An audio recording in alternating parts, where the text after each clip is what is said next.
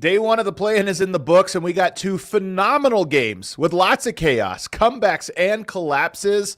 We also have a little bit of a suspension controversy possibly looming. We're going to break down both of those games and tell you what they mean going forward on today's All-NBA show.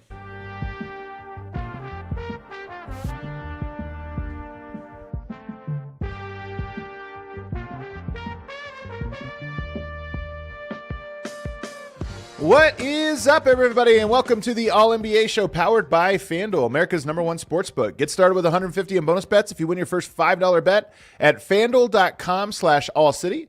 I'm your host, Adam Mares. I'm joined by my esteemed colleague, the host of Hoops Tonight over at The Volume. It's Jason Timpf.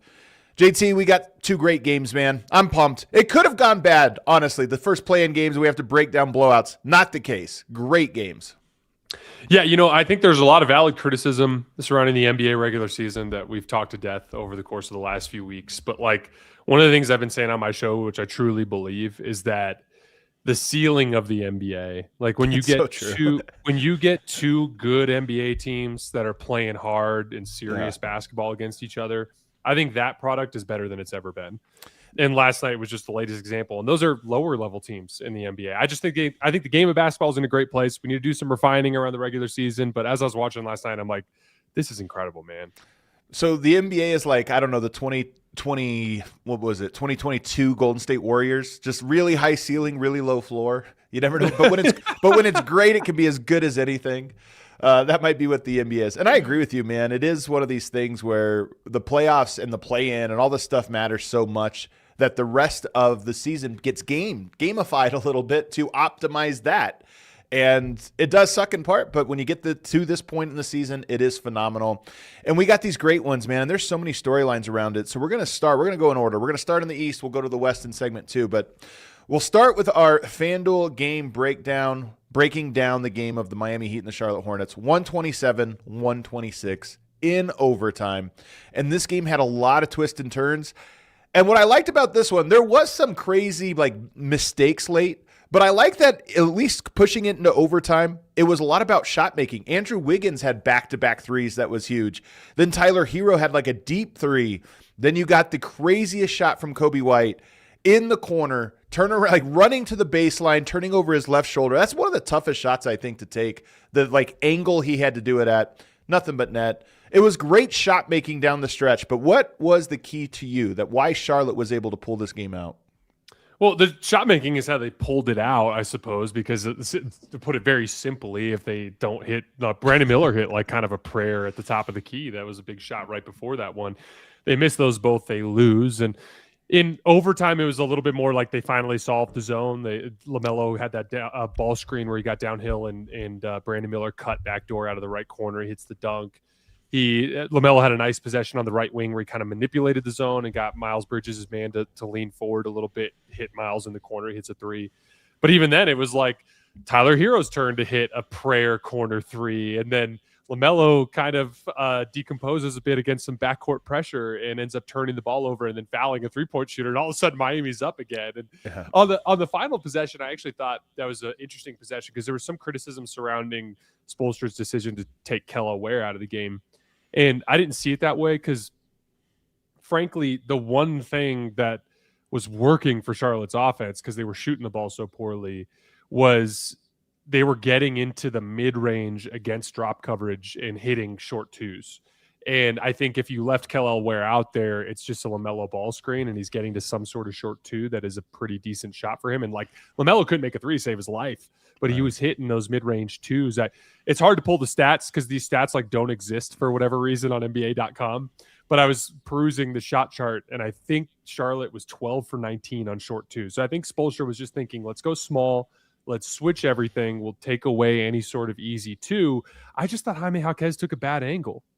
As LaMelo was kind of flashing there towards the top of the key, Jaime really over pursued that kind of right side of LaMelo, and LaMelo was able to easily turn the corner.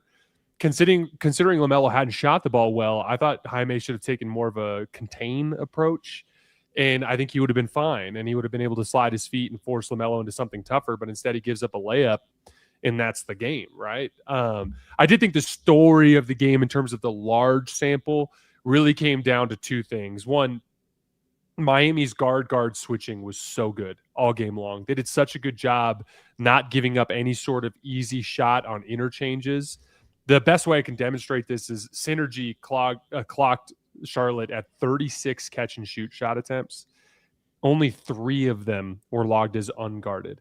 So they just did a really good job of taking away easy open threes. Charlotte averages 16 unguarded catch and shoot shots a game, and they only got 3 against that Miami defense. And then on the other end of the floor, and this is a big part of why Miami, again, if those prayers don't go in, would have gone 4-1 against Charlotte this season. Charlotte clearly, the next phase in their development is their perimeter guys got to do a better job of containing the ball. Like Miami just got downhill at will off the dribble in this game. And most teams will struggle with that with Miami in the first quarter, and then they'll kind of slowly figure it out. And by the end of the game, they're moving their feet, and suddenly Miami's lack of talent becomes a problem. But Charlotte just could never contain the ball in this game. And Davion was just getting downhill whenever he wanted. Jaime Jaquez was getting downhill whenever he wanted. It just was a problem. And that clearly is the next phase of Charlotte's development. And that allowed them to keep it close. And again, frankly, with those Andrew Wiggins shots and Tyler Herro's big deep 3, they almost won this one. I want to come back to the note about the contain. 2 things you said in there I want to comment on. One of them was this idea of the Kel'el Ware, substitution at the end. There is something too. If 2 shots are of equal value, but one requires like complexity and the other one is simple, you would opt into the one with complexity to it. And I think this is like teams will sometimes say we're going to leave a guy open to force the ball into his hands. Well, if it's so easy to get him, it's like I can set, I know the shot's coming, this or that. It almost ups it. Whereas I can force the same shot, but you're going to have to like swing the ball, or you're going to have to do something to create it. There's something to it. And I think to your point, giving up that short floater or short pull-up, if it's easy to get to, that shot, the expected value goes up because it's like, okay, we know this is the shot we can get. No, there's not complex. We don't have to run a crazy action to get to it. We can just go. And then the second one was about the zone. So Miami, I thought, was very interesting. They had success with the zone. They called this out on the broadcast. They had success in the zone the last time these 2 teams matched up and played it the entire game. In this one, they saved it until I think 9 minutes left in the 4th. And this is what the playoffs are all about. The playoffs are all about, like, we know, or even the play-in, we know this thing works, but we can't play it the entire time and let them get a read on it. Let's try to save it for the end. The difference was, to your point, the Hornets made some really tough contested shots when it matters. And I don't even know if they solved the zone. They kind of, like, to your point, they got some good shots late. But to me, they got a couple tough shots that they just made in the clutch, which you have to tip your hat to. Yeah, I more mean in overtime was where it looked like Charlotte had some more success against the zone. I think in the 4th quarter, they had 17 possessions and scored just 9 points against the zone. I agree with you. I thought it was like classic because like the whole game kept swinging back and forth on like whether or not the Hornets were making the tough threes, because they would have stretches where they'd make them and then they'd have stretches where they wouldn't.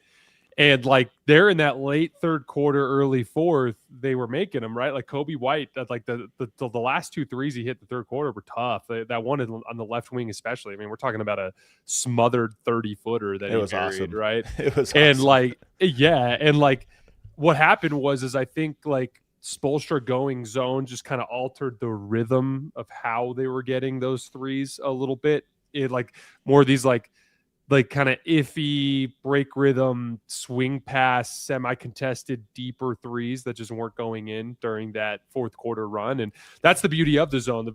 The zone is a rhythm disruptor more than it is anything else. And that's why Spoelstra saved it till the end. I think we would have seen it earlier if Charlotte got hot earlier. Like maybe. If Charlotte had come out and shot the ball better early, LaMelo's hitting his pull-up threes, Kon Knueppel hit some of his early ones, and suddenly it's like Charlotte's up 14, with 8 minutes left in the 2nd quarter. I think he breaks out the zone, but their base look was working really well. Like even Kon Knueppel's rough game, I thought more came down to just Miami defended him really well. They weren't giving him. He was getting some pretty tough looks, and even the 2 shots that he hit were pretty tough, like drop coverage looks coming off of curls. And like he did get a couple of good ones. He got a really good look off the right wing in the second half that he missed, but like for the most part, they just defended really well. They handled their guard switching really well. In drop coverage, they stayed attached. Charlotte made some tough drop coverage shots, but they stayed attached. Really, the only thing that I thought Miami brutally struggled with was the offensive glass. And if you're a Heat fan, like I would be seriously concerned about Kel'el Ware in the sense that like Moussa Diabate is a good offensive rebounder, but he's not that strong. And Moussa but he was plays so hard though. He was just hitting Kel'el like a football sled and just pushing him under the rim over and over again for rebounds. I thought Kel'el got his butt kicked last night, which I think is a problem big picture in terms of team building for Miami. But like for the most part, Miami's defensive scheme worked for the first 3 quarters. And then Charlotte blew up, and then Spo was like, now's the time to throw this wild card in there. And it damn near won them the game. Well, he might have waited too long. I love this stat from All-NBA Stats and Research, a.k.a. Atticus. Hornets points per possession when Miami was not in a zone, 1.33. When they were in a zone, 0.75, almost half. And so you look at that and you go, maybe he waited too long. Maybe this is a thing that actually had 2 quarters of shelf life. You know, you're worried about, oh, this is our ace in the hole, we'll go to it to win the game. But maybe this was a thing that they have enough experience and it just does limit what the Hornets do. I think they'll be asking themselves that question. I do want to talk about Kon Knueppel, but before I get to him, this is because he had a horrible game, just an atrocious game, 2 of 12, 0 of 6 from 3. But before we break down him, I think the theme of yesterday's slate was coaches willing to break the status quo. And benching Kon Knueppel, young guy, having enough off night. It's just like, hey, it's not like he benched him. He still played a ton of minutes. What did he play? 34 minutes. So he played a full game's worth of minutes. It really was just in the clutch and then in overtime where he decided to go with a different lineup. And that move, to me, was the difference in that game versus what we'll get to in Phoenix. The willingness to say we're going with Kobe White, we're going with the experience, we're going with the lineup that we think gives us a chance, and it paying off. It's kind of bold, but it also just makes sense. Hey, this is what's working tonight, and to go to it. So to me, before we even get into Kon Knueppel, that decision to change your closing lineup in the biggest game of the year, I tip my hat to you. Do you as well? Yeah, you know, the one thing I would say is I did think of the 3 main perimeter guys, I thought Kon was having the best defensive game when he was out there. Yeah. He just was doing a really good job of anticipating angles and beating guys to spots on drives. So like, I think you could go a little bit beyond just I didn't think Kon was out there taking bad shots. He just wasn't hitting the ones that he was getting in the offense. Well, real quick though, even if you think about it, at the moment when they made that decision, believe Miami was up. So you are at that moment thinking we need offense, not defense. So even if that was a consideration, you're still thinking we have to come back in this game. It was the right decision. I mean, and Kobe hit the shot. He hit the shot that sent it to OT. So like, to be clear, I'm not second guessing the decision. What I'm saying is like, I do think Kon had a bad shot making game. Yeah. But I didn't think he was having like a terrible like floor game, if that makes sense. And then just Charles Lee made a decision based on the dynamic, which is what you just pointed out, which is they needed some scoring in a game where nobody was making any shots, and he made the right call. I thoroughly agree with you. Yeah. Well, here, let's talk about the Kon Knueppel then, because I agree that some of this is just he missed shots. I actually thought he got better shots, like pretty decent shots. He had a lot of them that were just classic Kon Knueppel good looks. But he also had a couple that were slightly more contested than they are typically. And I don't know if this is just the Miami defense or given the play-in, but one of the questions you always have is the athleticism gap might stretch in the postseason when everyone is going into 5th gear. And there was a couple shots he gets by his guy, gets his guy on his hip, leans in for the leaner, gets his shot blocked. There were a couple play coming off of screens where guys could recover on him in ways that I think that gap, he was able to find little seams in it and get shots off. And I felt like in this game that didn't happen. And I don't know if it's just, again, if he's having an off night, maybe that changes things. But that is something I'm going to look for in this next game is, does that athleticism gap widen as everybody pops into 5th gear for Kon Knueppel? That's the funnest part, or the most fun part of this dynamic we talked about at the top of the show in terms of like the peak of NBA basketball. Like, I'm always appalled when I get to the first playoff games of the season at just how intense everything is. And like, it's like you just find out really fast. Like I remember as a Laker fan, like in the Nuggets series, it's like you're like, man, Rui's been so good on these corner threes all season, but then all of a sudden, like, the intensity of the game picks up, and suddenly it's just like, oh wait, he can't hit shots in this environment. Totally. It's like there's like, and I'm not saying that Kon isn't. I think Kon's going to figure this out, but like the point is like it's kind of a classic example of there's levels to this, which is totally there's making shots in a kind of mediocre regular season game where everyone's not playing that hard. There's making shots in like a really serious regular season game. Then there's making shots in a big playoff game. And it's just there's levels to the intensity and the urgency. And the truth is, like, you like give Miami credit. They defended really well, but like that's kind of what playoff games look like. There's a level of intensity that leads to just really, really good contests. I mean, we're going to talk about the Suns game in a minute, but like there's a sequence at the end of that game where Jalen Green gets a pretty good look from the right wing, where like in the regular season, that's going to be not that hard of a closeout. And it's going to look like a pretty standard catch and shoot three, but it turns into this like kind of flailing catch and shoot three where Jalen's got to really elevate because it's just, there's a level of intensity in those environments that just gets really, really difficult to manage. And like, this is why we tend to lean towards the bigger, more athletic players. There are exceptions. Steph Curry is an exception to this rule. Kevin Durant is an exception to this rule, although Kevin Durant's size is a huge advantage. But like, there's a reason why like the Jaylen Browns suddenly like look better when you get into these like super intense physical games, and the Nikola Jokic's and the LeBron Jameses and the Kawhi Leonards and the Tim Duncans, and dating all the way back. Like there's a reason why those guys tend to thrive in these environments. I'll even throw Deni Avdija into this list where it's like all of a sudden it's like he just looks way better than Devin Booker. He just looks way better. Well, like, put a pin in that one because we're coming back to it. Put a pin in it. But to the point I'm trying to make is like, like to your point, the athleticism and the size and strength and physicality does become an advantage. And what will happen is for Kon to be able to thrive in these environments, there's another level to his physical conditioning. There's another level to his shot making that he'll have to get to in order to kind of just be resilient in these kinds of games. I think a couple other quick hitters for you on this one. One, do you think that, and this is such a weird question, but I actually was thinking about it last night, does experience matter in the play-in? And Kobe White being the guy who is experienced, like he's been in these little one-off, play-in games. But then you can go to the other side and say the Miami Heat have lived in the play-in for the last few years. Davion Mitchell, play-in superstar.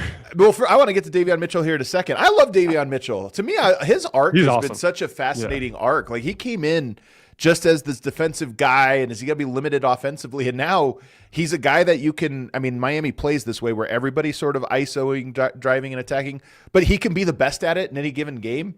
I mean, I absolutely love him. But the idea of experience, do you think it actually matters in a play-in? I think it matters in any big game. Like, so it's just I think big game experience. Yeah, like I think I remember this was something that I noticed with LeBron over the course of his career, like in terms of his ability to, like from 2012 to 2020, there was no safer bet in the entire world for like, are you going to play well in a big playoff game? It was never a question when you were watching the Cavs or even that 2020 Lakers team, like, okay, big game tomorrow, 2-2 series. This is where it hangs in the balance. Like you were never like, is LeBron going to play well? Like he just was always going to play well. And then you'd see him in these games, whether it was against DeMar DeRozan or it was against Kevin Durant, even in some of those big finals games, or whether it was against even Steph Curry early in like 2015, 2016, like you could see kind of like a visible discomfort for those guys because like they're new to that environment. And then you're watching it and it's like, oh yeah, this is LeBron's like 34th finals game. It's like, this is LeBron's, 27th playoff series or whatever that the crazy number is. It's just the more times you've been in big games, the less you can get dislodged in terms of your comfort, confidence, all that sort of stuff in front of the game. So like, yeah, like I do think that if you're a team like Charlotte, like a lot of those guys, it's their first time ever playing in that big of an NBA game. It's going to lead to a little bit of like, this is different than what I'm used to. And it's an advantage to a team that's been there several times. Two more things. One of them is huge. One of them's little. The little one here, Sion James is an interesting player to me just because I've watched him, up close. When he's at the arena, I always watch him. He works out incredibly hard. He seems like an incredibly focused guy. Like you can sometimes tell just by how people approach their pregame stuff. And he plays really hard.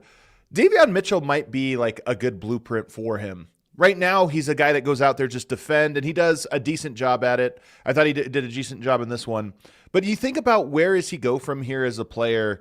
I'm kind of I'm like on the fence with him because he has such an athletic frame, so solid. Is the type of body that seems to really thrive in today's NBA that can get physical and just really be into a guy, but is also quick laterally. But offensively, he does have to like figure out what lane he's in. And I wonder, as I was watching Davion Mitchell and then watching him come into the game, it kind of clicked for me that I think that might be a good blueprint for him. What do you make of him as a player, and what do you think the blueprint should be for him as he develops? So he actually, like, there are times when he puts the ball on the floor where I'm like, oh, like, you got a little bit of wiggle in your game. And so I kind of lean more towards like Lou Dort in the sense that like he's laterally, yeah, he's laterally quick, but not like obscenely laterally quick. Like, I think he's going to rely more on physicality than he does beating guys to spots. And then on offense, what makes Lou Dort kind of unique is like he's very streaky, but he can like Lou can put the ball on the floor a little bit, like driving a closeout and like little short mid-range scoring, things along those lines. And so I think like Davion to me is like an entirely different class of like dribble drive guy that I don't think Sion has like the first step quickness to be. And like, and we're going to talk about that with Davion Mitchell. Like Davion Mitchell is legitimately awesome driving and finishing both directions. He's one of the best left-hand finishing right-handed guards I've ever seen. Like he has had a dozen of the most disgusting left-handed finishes this year, driving through traffic and off of like crazy angles with super soft touch off the glass. I just don't think Sion quite has that like dribble drive ability, but I do think off of advantage, like against closeouts and things like that, he's going to have a little bit more off the dribble pop, working from the mid range and some more advanced scoring moves than you see from most of your standard 3-and-D guys. But I'm not sure if Mitchell had that coming in. You know, like he was one of the guys I really loved, and I would not have guessed he would have developed into this much of an offensive thret. I think he's quicker, though. I think he considerably quicker. He might be. And it's funny, Sion is really fast. He's just an interesting player because I don't quite want to buy, but it's like a stock I'm watching. I'm not buying, but I'm kind of like, it's an interesting one. The last one is the big one. We got the full LaMelo Ball experience in this game. I mean, we had incredible playmaking, including at the very end of the game. He had a great drive right, got into the paint, made a great whip around pass that led to a swing to the corner. That was just a huge play. Classic LaMelo Ball. Made tough shots. Also had some brain farts and weird moments, even including in the clutch. He had great plays and horrible plays in the clutch, the full experience. But what's going to define this game was the weird grabbing of Bam Adebayo's leg that had him fall so hard that he exited the game. And it's so weird to me that in a league where everything gets reviewed, this one just was like, it's somehow nobody caught it. Nobody noticed it. Game moves on. So real quick, before we get to that controversial no review, just what did you think of his game in general? Mix of brilliant and catastrophic? Yeah, I want to preface this by saying that like I used to not be a believer in LaMelo Ball, and now I am. He's so good. What I mean by that is like this is why I thought Cooper Flagg was Rookie of the Year and not Kon Knueppel. Like when I watched the Hornets, I like really dove into them as they were taking off this season. And repeatedly when I watch him, I'm like, oh, he's the guy driving this. Like obviously no one wins a lot of games without really good players, and Kon Knueppel played his role, Brandon Miller played his role, Moussa Diabate played his role. They all played a role. But the primary driver of their success was LaMelo Ball and just the chaos agent that he is on offense. And like even some of the bad shot selection stuff, like I've always hated like a half dozen of the shots that LaMelo takes every game. And like that hasn't really changed. But like I've become more aware of the fact that like that's part of why he's such a good offensive player. Like he has such an audacious, insane aggression that it actually is defense warping in a lot of ways because teams know that he'll take anything, know, and it leads to a lot of the advantage creation that drives their success. And I mean, that was, again, the reason why I didn't think Kon was Rookie of the Year is like you take LaMelo Ball off the floor, Kon couldn't lead good offense, even though I do believe him in the long term. I do think he's got a lot of potential as an on-ball player, and I think it's going to be fine. But like there was a difference in the way that Cooper Flagg was doing what he was doing and Kon Knueppel was doing what he was doing. So again, preface that I think LaMelo is the MVP of the league, or not of the league, of his team. And as long as he can stay healthy and we don't have the recurring injury issues that we had in recent years, I think he should be their franchise cornerstone. But that dude has got to grow up. Like, it is out of control, man. Like, it's so much deeper than just the off-court stuff, like driving like a jerk through downtown Charlotte, which, like, what the heck, man? Like, stop. What are you doing? It's the maturity of his game, the maturity to his game. But and the dirty plays, which, like you said, we're going to talk about in a little bit. Let's set those aside. Like, even the on-court stuff, like, every time you make a shot, you're celebrating while Davion Mitchell's driving the ball down your throat the other way, and like got badly beat on a back cut by Davion late in the game. The really, really bad turnover in the backcourt that led to the foul in the right court. There's like a focus, like a basketball immaturity that he has to overcome as well. And the easiest way I can describe it, and I said this on my show this morning, is like, if you are a young, exciting player, the possession wins are fun. They're what define you. It's the highlights. That's been Wemby's first several years of his career, right? Like, look at this crazy thing he just did on this possession, right? And LaMelo's so good that he's going to have 4 or 5 crazy highlights every game. He had 4 or 5 crazy highlights last game. Yeah. But you've evolved past that now. Your team is good. Like, the point A being exciting young team, exciting young player. Point B being championship contender, perennial MVP candidate. The gap for LaMelo there involves a basketball maturity, understanding that, like, it's not about you winning the possession anymore, LaMelo. Like, you're going to win a lot of possessions because you're that good.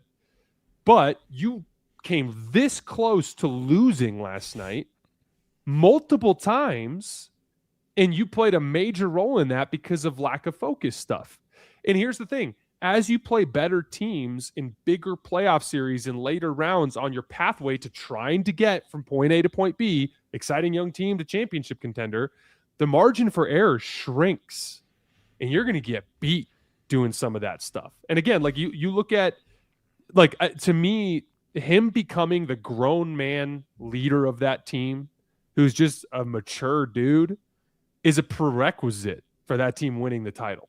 Like, and I believe in them. I just think he needs to grow up. A couple months back, Legs, we were talking about a Hornets game, and I remember Legs prefaced it by saying, like, now I know LaMelo is, I don't know if, serious player, and not my favorite guy, but, and then talked about what a great game he had. And a lot of analysts do this, and I remember somebody had a comment that's like, why does everybody feel like they have to preface that with LaMelo every time they talk about him? And I think it's fair to some extent. Some guys' reputation precludes them, so it's like, okay, why does everybody have to make the comment before making their actual analysis? But at the same time, it's because with a guy like LaMelo, it is so overwhelmingly part of the question with him is like, what can this guy grow into? And here you have the biggest game of the entire season, and he's mixing brilliant play with absolute ridiculousness over and over again, including in the clutch, in a way that makes you think, is that a formula for success? And can this guy overcome? Is that who he is? Or is that just an immature? That's who he is now, but he grows into the final thing. I don't know the answer to that, to be honest with you. And some of that is probably tainted by the off-court stuff, which seems to mirror his on-court style of play. So the question about, like, how much can he mature and become efficient and disciplined in the clutch and in big moments is a real question that I don't know the answer to. If last night was any indication, maybe not. And the real key is if you get to the next round, you win this next one and you play at Detroit, the margins are way smaller. So you're not going to be able, like, LaMelo's not going to win playoff games or lead his team to a playoff win, making some of the mistakes he made last night in the play-in. So at some level, those mistakes come back to haunt you. And the question is, can he eliminate those? And to be honest, I would probably bet a little bit against it, even though I love people that watch the show know I love and think very highly of him. But even watching last night, like you said, almost lost the game at the very end for one of these. And it's one of those things we'll have to see if he can learn from it or not.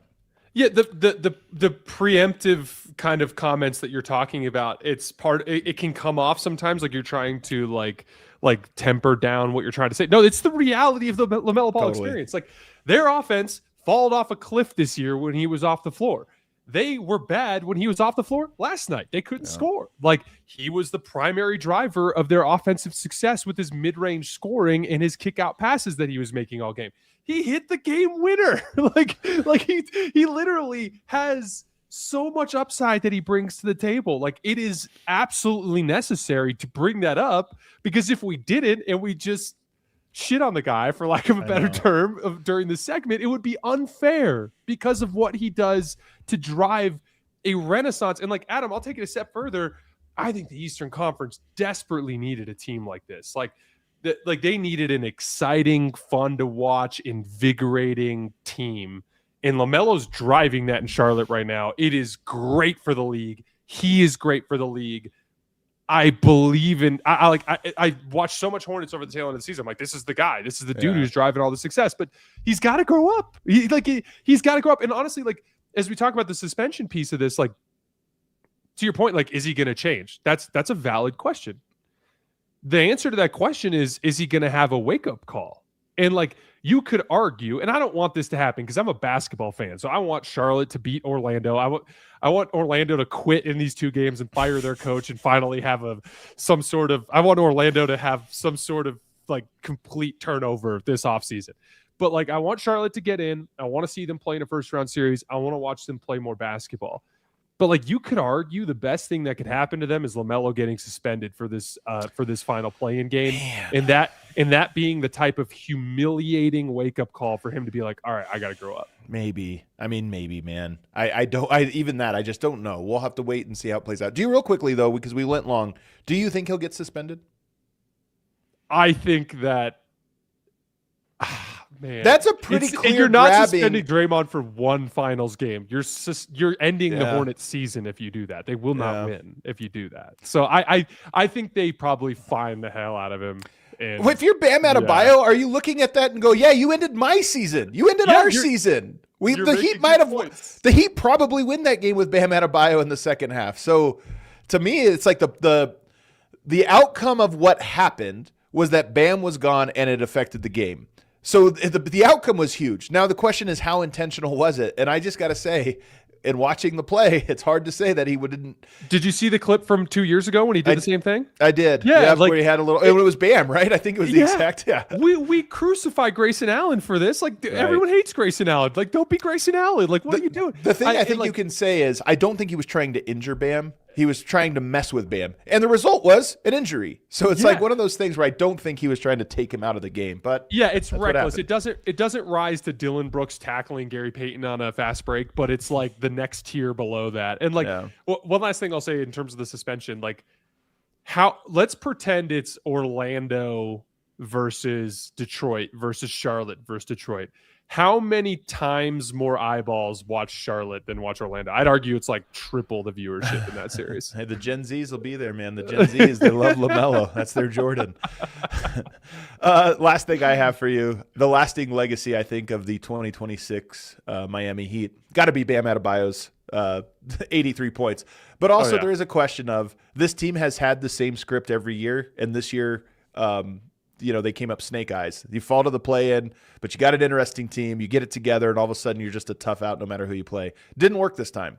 And, Riley has talked about wanting to take big swings or this or that. I will say the Miami Heat have done a great job of building these mediocre teams that overperform to being looking like actually better than mediocre. But I do wonder if the group has expired. And it's like, I don't know if you could just keep running back this like misfit toys who all play hard formula. It might be time to try to pivot. I'm sick of it, Adam. I'm so sick of watching, because I believe in Heat culture. Like, it's not enough to overcome massive talent advantages, but they do have an awesome basketball culture there. I mean, look at the way they defended last night. They did not have the amount of talent on the floor that Charlotte did, and they almost won that game. They should have won that game. And I do think Eric Spoelstra is, like, at worst, the second best coach in the NBA. So, really? I'm sick of watching Miami do the mediocre team thing that overachieves. And so make up your damn mind. Trade for Giannis or trade Bam and try to get some high draft picks and get some talent in there. Because I'm sick of watching the same Miami story every year. It's true. I bet you they have an eventful summer, though. Why don't we take a break? On the other side, and I'll ask you this question because I actually liked this West Coast game better than the East Coast game. But I mean, it's like they both were fantastic. But I'm excited to talk about this one because I think it's very interesting for both the Blazers, the Suns, and for the San Antonio Spurs. We'll get to that on the other side. Now, new FanDuel customers can get can bet $5 and get $250 in bonus bets if your first bet wins. That's right. Turn $5 into $250 in bonus bets just for getting started. And when every possession matters in the playoffs, FanDuel makes it easy to get closer to the action. From player props on your favorite stars to all the tools you need to back them up, FanDuel puts player research right in your fingertips so you can check stats, trends, and matchups all in one place and make your picks with confidence. It's everything you need all in one app, so don't miss your shot. Head to FanDuel.com/AllCity to get started. FanDuel, play your game. Must be 21 or older and present in select states. For Kansas in affiliation with Kansas Star Casino, or 18 plus and present in D.C. First online real money wager only. $5 first deposit required. Bonus issued as non-withdrawable bonus bets, which expire 7 days after receipt. Restrictions apply. See terms at sportsbook.fanduel.com. Gambling problem? Call 1-800-GAMBLER or visit fanduel.com/RG. Call 1-888-789-7777 or visit ccpg.org/chat in Connecticut or visit mdgamblinghelp.org in Maryland. Hope is here. Visit gamblinghelplinema.org or call 800-327-5050 for 24/7 support in Massachusetts or call 1-877-8-HOPE-NY or text HOPE-NY in New York. What kind of dreams did you have when you were a kid? What did you want to be when you grew up? How about now? Are you thinking about starting your own business or side hustle? Well, it's the time to do it. And if you're going to do it, you got to know about Shopify. Shopify is the e-commerce platform behind millions of businesses around the world and 10% of all e-commerce in the U.S. Shopify even powers the All City merch store. Shopify has you covered with website creation, product descriptions, email, social media marketing, and more. And they have AI tools designed to help you maximize sales.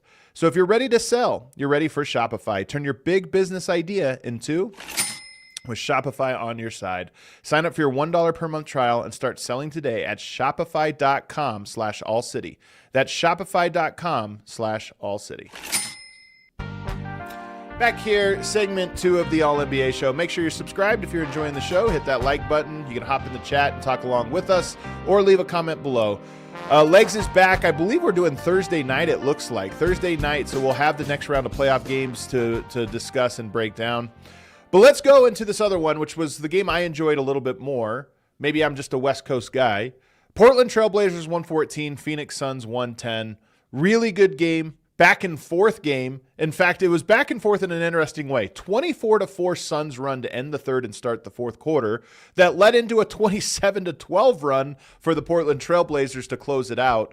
Really good game. What was your big takeaway from it? My big takeaway was that Portland needs to do way more experimenting with their small ball lineup that they used at the tail end of that game. It was really fascinating to see because I think it directly affected the quality of the three-point shots that they were generating too. And it was another game kind of similar to the Charlotte game where it kind of swung back and forth on Portland making or missing threes. And down the stretch, both teams end up going away from their centers, and it turns into this like we're switching everything. Yeah. Who can kind of attack a matchup and score? And on one end of the floor, you had Devin Booker like trying to grift for fouls a bunch. He did have a couple of nice plays. He had a really nice hit to Jordan Goodwin on the baseline out of the dunker spot for that reverse layup. But like there was a lot of like flailing and flopping and like him struggling to get separation from these bigger physical athletes. You could really tell the difference in the size of the perimeter defenders that that Portland had out there instead of Phoenix. And on the other end, just Deni Avdija able to get downhill and generate either a layup, a foul, or an easy corner three for somebody every single time down the floor. And you know what I thought was really fascinating, Adam? That lineup, and Portland's had all sorts of injuries this year. But that lineup, the Deni Avdija, Tamani Kamara, Shaedon Sharpe, Jeremy Grant, and Drew Holiday lineup had played before last night just 96 possessions all season. Wow. But they had posted a 149 offensive rating. It makes sense, though, doesn't it? On the floor. Yeah. I mean, that lineup is like really strong and athletic and long. So there's some of these lineups that are small ball lineups that are actually like in aggregate pretty big. And that's one of them that's just so athletic and overwhelming. And then you have a bunch of guys that can put the ball on the floor and attack a closeout. So to me, it makes a lot of sense.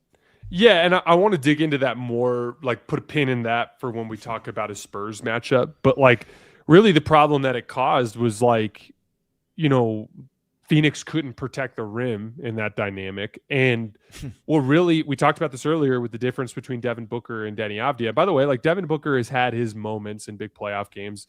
I think Devin Booker this is something that I'd be scared of if I was a Luka Doncic fan or a Los Angeles Lakers fan, is there was a burst that Devin Booker had before he had his hamstring injuries that kind of went away, and he's become a lesser player.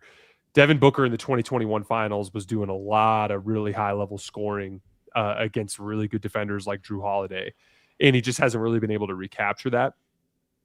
And James Harden, similarly, like he's still very good, but he had those hamstring injuries in Brooklyn, and he just hasn't had the burst that he had before those injuries. And so, I mean, now Luka's a little less dependent on his speed because he's so big, but it's something that I'd be worried about if I was a Lakers fan. But Deni Avdija in that environment, like, was just slicing through Phoenix's perimeter defense. And, you know, one of the things that's really fascinating about Deni's game, I remember at the tail end of last season when we were watching the Portland film, and like both Shaedon Sharpe and Deni Avdija put all these numbers up, and it was like, you know, what's real, what's going to translate. And I thought Shaedon Sharpe was just like, as I was watching the footage, I'm like, oh, like he's hitting a lot of tough jump shots. Like some of these are going to go in and some of these aren't. And that's kind of like going to be a hot and cold type of player. And that's more or less been what he's been this year. But like, as I'm watching Deni, I'm like, this works. This is size and ball handling and consistent dribble penetration, but also the ability to slow down and methodically work in ball screens. Plenty of playmaking ability when he gets into the middle of the floor. He's got the short range finishing and get all the way to the rim. He can get to the foul line. Like, really, the one like nitpicky thing with him is his pull up jump shot. And he's just got a little bit of a hitch. And when you're trying to shoot off the dribble, you need power flowing from your footwork up through your handle, up through the top of the shot. And when you have a hitch, it just can lose power there. And that'll be the difference between whether or not Deni Avdija ever becomes like an all NBA guy or like a guy who can compete for championships. Yeah. But like, as I was watching him last night, I'm like, his size, strength, speed, downhill burst is legitimately one of the strongest like foundational traits that a star has in this league. Like, he is a problem.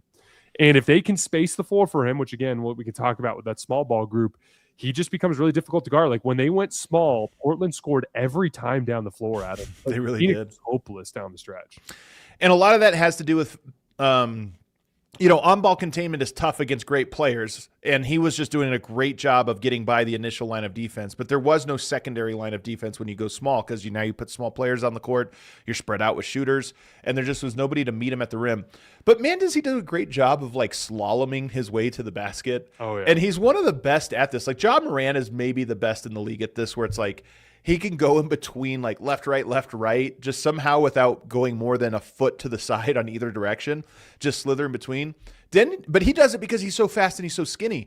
Deni Avdija is not skinny, and he's not particularly fast, although he does have good speed, but it's not like Ja Morant. But, man, is he just so good at somehow balancing left, right, and getting to the spot that he needs in the straightest line possible to be able to get there. And he just did it over and over and over again. 2 clutch baskets to end this game. He had one, and I thought, okay, that might be game. The Suns came down and scored, so he had to do it again and did it again in the exact same way. And you're like, man, he just could not be guarded last night. And I think you're right. That stat you gave about the ability to play small, every team has an identity that is like, this is the core, though. And when push comes to shove, this is who we are. The Portland Trailblazers have the identity, this version of them.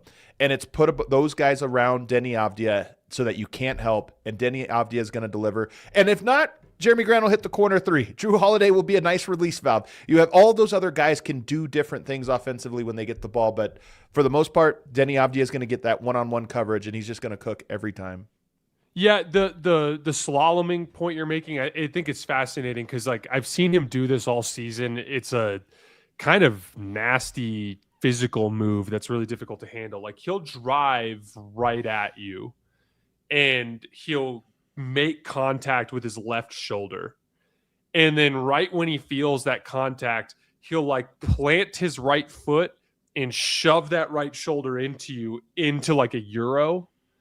And like it essentially just knocks you out of the frame, and then he can gather and go right up at the front of the rim. And like it's the combination. It's such a unique combination of size and strength, but like real like speed and first step quickness. On the move where he burned Jordan Goodwin on the game winner, he was kind of setting up the spacing the whole possession. You saw him kind of like moving guys around. And then he went into this like double scissor dribble, like where he pounded it between his legs twice. And like it just froze Jordan. Like he was just stuck in the mud. And so like, one of the things, like for instance with LeBron, like LeBron in his career, it's been more of an emphasis on size and strength and power. There's not a ton of wiggle there. Like LeBron has more wiggle than he gets credit for, but he's not a guy that's going to break you off with like complicated dribble moves. Like Deni's got some real wiggle to his game, like some real side to side deception dribble combination stuff that can make him even harder to keep in front. And I just think he's a really good player, Adam. And like Portland this year, and part of the reason why they haven't been able to go to their small ball looks, because like the point with the small ball looks is like there you have to have a lot of aggregate size. You can't. It's not just I take my center off the floor and I put a shooter out there, because you can get physically dominated if you do that. Shaedon Sharpe is the skinniest player in that lineup, and he's pretty big at like 6'6" and one of the best athletes in the league. Yeah. Drew Holiday is the smallest guy in that lineup, and he is arguably the biggest small guard in this entire era. Yeah, you're right. And then Deni Avdija is huge and athletic and switchy. Tamani Kamara is huge, athletic and switchy. Jeremy Grant is huge, athletic and switchy.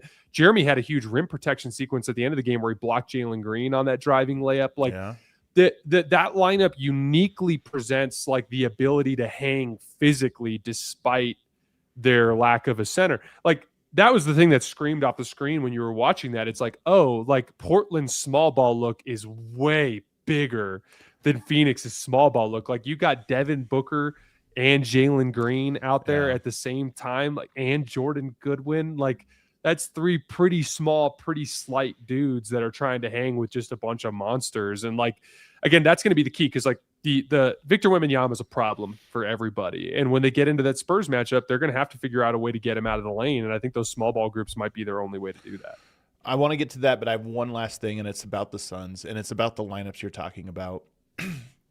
You're right that Portland, and maybe there was no good answer to this because Portland does have a small ball lineup that puts you in a pickle, and the Suns don't have a great big ball lineup, so like they're going to have to go small. And I don't think there's anything Ott could have done to this, to be honest with you. I think he was in a pickle. But I just hate the way Devin Booker and Jalen Green close games. And I've just seen them enough this year. And I love what happens when Colin Gillespie's out there because he does give you a three-point spacer and he gives you somebody that you can give the ball to create the initial action that gets the defense moving. When you don't have them, it's a lot of two-guard dribble drives. And we saw this, almost a game of hot potato. And when you have great sit-down defenders, which Portland had in the clutch, it'd be Jalen Green on the right wing driving left, can't really get anything, kicks to Devin Booker, who drives right, can't get anything, kicks to Jalen Green. And you just do that for 20 seconds before throwing up a tough shot. Jalen Green had a very good game, for most of this, 35 points. Hit a lot of shots, yeah. But in the clutch, when you just went to that, I just had no confidence that the Suns were going to get good looks because I just have watched them enough to know that when that's the group that's closing, those are the types of that's the type of offense you're going to run, and those are the shots you're going to get. Portland wasn't going to allow that to happen. Yeah, there's been actually a pretty wide margin in how successful the Suns have been this season when they have Jalen Green with Devin Booker versus when they have Colin Gillespie with Devin Booker. And the actual numbers, it's about plus 3.5 when it's Jalen Green and Devin Booker. They're plus 9 this season with Colin Gillespie and Devin Booker. And I think part of it is the redundancy that you're talking about. Like Colin Gillespie just plays a very different style of like movement shooter mixed with like very good advantage scorer. Like Colin Gillespie's very good at playing against closeouts, either driving them or relocation threes, like pump fake, sidestep, that kind of stuff. And I think just in general, there's like a certain like law of diminishing returns impact that you get. And then you add in the defensive element where like the real difference in the numbers between the success of those lineups is actually defensively, because Jalen Green is just more prone to defensive mistakes than a guy like Colin Gillespie. And so, I don't blame the Suns at all for taking Jalen Green back. They kind of had to as part of the construct of that trade. It's talent play too, in terms of like, hey, like why the hell not? Let's put him next to Devin Booker and see if he grows up. And honestly, the season was so marred by the hamstring injury at the beginning that I it's hard to really say with a larger sample size what it might have looked like. But in terms of just pure team construct, it just doesn't make a ton of sense to have those two guys play together because they're redundant. And Devin Booker is just such a better passer that you want to play through him at the end of games. And so then Jalen Green's turning into a spot up player, which is just not really his game. So like yeah, I'm with you. There's a team I think this year was a major step forward for Phoenix, and they're not done. They might win, and they might be in the 1-8. Well, hold on. Yeah, let me ask you this though, because you just said, because I agree with on all these points, and it does feel like a good year. But if they miss the playoffs, does it negate it all? Like if you go all the way through this, you're the 7 seed, but then you lose 2 playing games and you're just out. You might as well have been the 9 or 10 seed, because you just missed the playoffs. So does the whole season go down the drain if they lose this next game? Yeah. Does Kevin Durant reach out to Dylan Brooks and talk to him about his great season if he misses the playoffs? Man, probably. Yeah. Lock it in for sure. Congrats on your best season. You're at home. I'll be playing in the second round at minimum. But yeah, I mean, you're not wrong. But I think in general, though, it was a step forward in the sense that I think they overachieved relative to their talent. I think they flipped their basketball culture. This was a team that didn't look like they liked each other very much last year. And I think they found a coach that is a coach for their future in Jordan Ott. So like, I still think it was a good step forward for them, but there's no doubt that it would be extremely anticlimactic because they held the 7 seed basically all year. Yeah. And for them to drop 2 playing games would be a pretty bad disaster. It would be tough. And it is funny because, I mean, you go versus OKC, that's probably a 4-game series. OKC is such a machine, and the talent discrepancy is so huge that what really is the difference? But I do think there is something too. Just could we get over the hump, and it boosts what you did with the culture this year of, hey, we're a team that's capable of pulling this off. I'm rooting for Phoenix, man. I'm rooting for Phoenix. But they do have some that closing lineup to me was just insane. I'm rooting for Golden State. I want Golden State in the playoffs. If I had to choose between them, the Clippers, and the Suns. I don't even know if they are rooting. I don't even know if Golden State's rooting for Golden State. We'll find out tonight just how interested they are in winning this. Just by the minutes totals. Yeah. Steph plays 15 tonight. What? Listen real quick though, because you said this like 2 weeks ago. This is not a new take from you. You said this a while back, that you think San Antonio is a great matchup for Portland is a very great matchup for San Antonio, that they match up well and present problems. Well, we're going to find out because that is our 7-2 in the West. So what is it about this matchup that intrigues you? So I think one of the things that we saw at various points this season when San Antonio would struggle against good teams, whether it was like, I remember Minnesota beating them in a game where Julius Randle got up underneath Wemby and forced him into some really tough jump shots off the left elbow. Obviously, famously, a couple of weeks ago, the specific dynamic with Aaron Gordon switching onto him or I should say avoiding switches off of him and defending him really well at the left elbow. If you shut off San Antonio's pick and roll attack, because like that's when San Antonio's at their best, when they're getting lobs for Wemby, deep switches for Wemby against small guards, corner threes for their great shooters off of the attention that Wemby draws on his rolls. If you allow San Antonio to get into that game, and then on the other end of the floor, if you allow Wemby to sit at the rim, I think you're drawing dead against this team. And for the record, like this is why one of the big reasons why San Antonio matches up so well with OKC. San Antonio Oklahoma City doesn't have the personnel really to space Wemby out so Wemby can sit at the rim. And just in general, they're bigger than OKC basically at every position. And so as a result, unless they go to their 2 big look, then they're bigger at the 4. But they're bigger at every position. Their guards are bigger and stronger and more athletic. And so what ends up happening is there's like a dynamic where Wemby shuts off the rim and he gets great contests. The guards get great contests on the pull-up shooters, and Oklahoma City's offense falls apart. What does Denver do to San Antonio that causes them problems? Wemby can't stay at the rim. Jokic can score on him one-on-one, and Jokic can pull him up towards the elbows, which clears up the rim for cutters and for drivers and all that kind of stuff.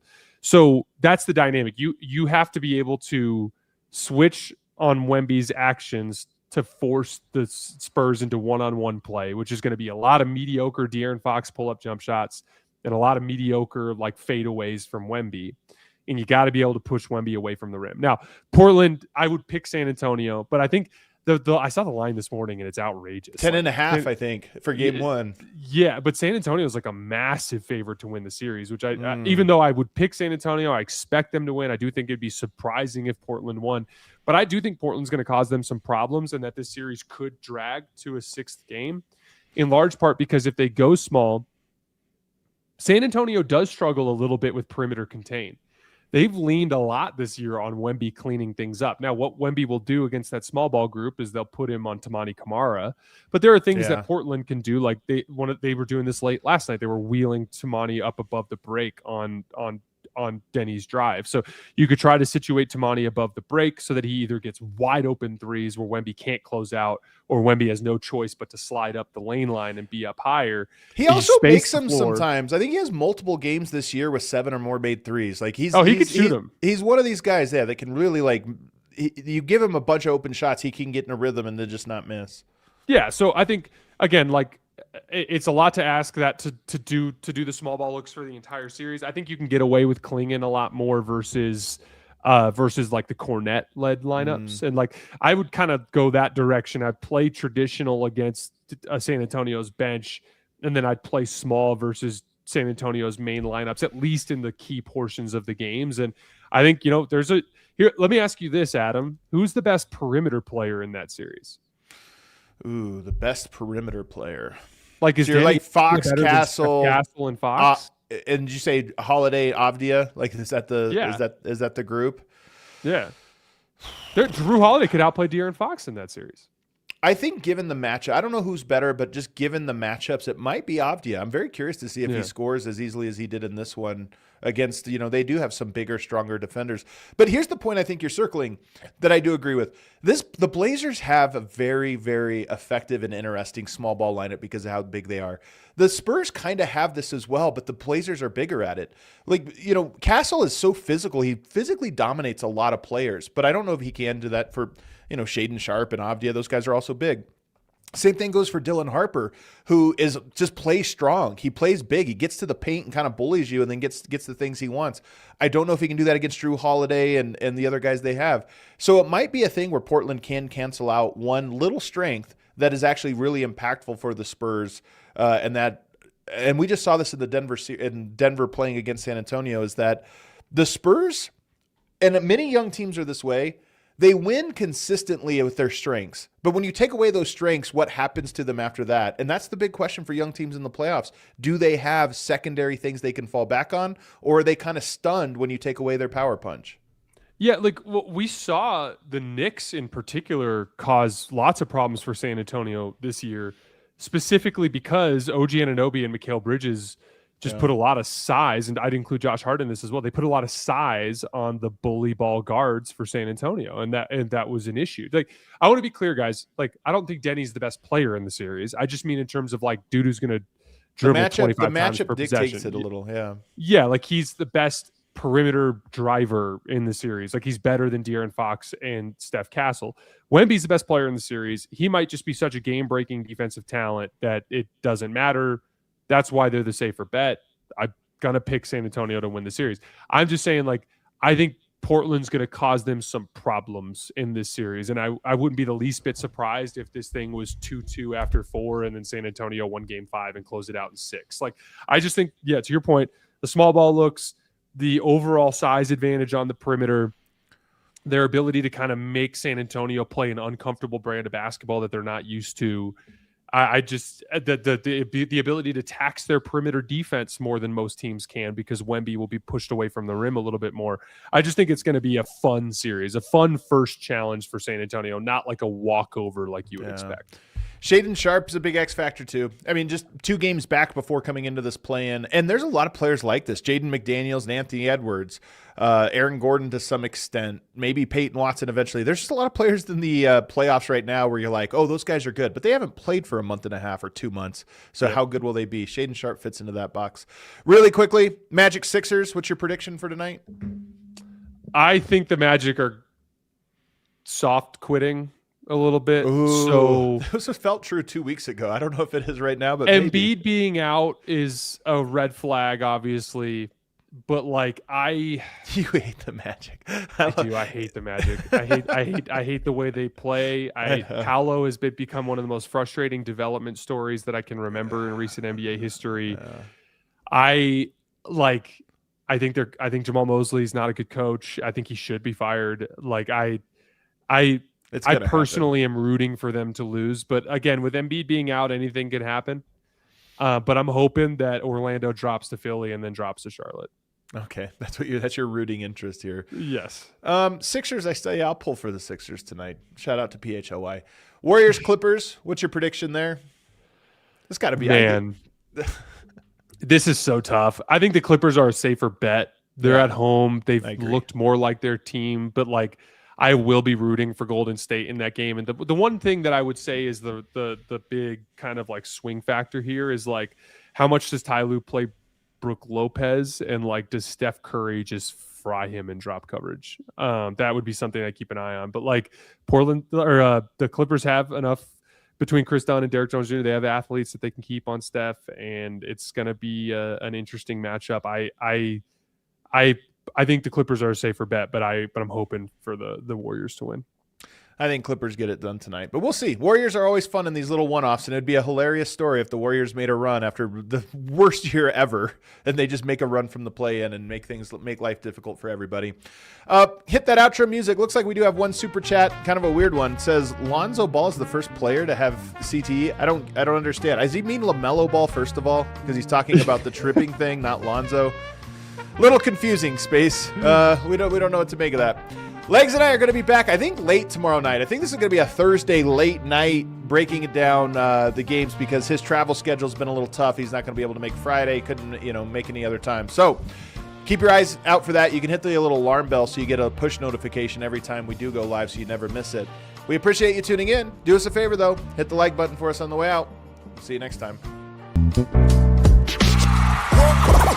all silly like the mayor.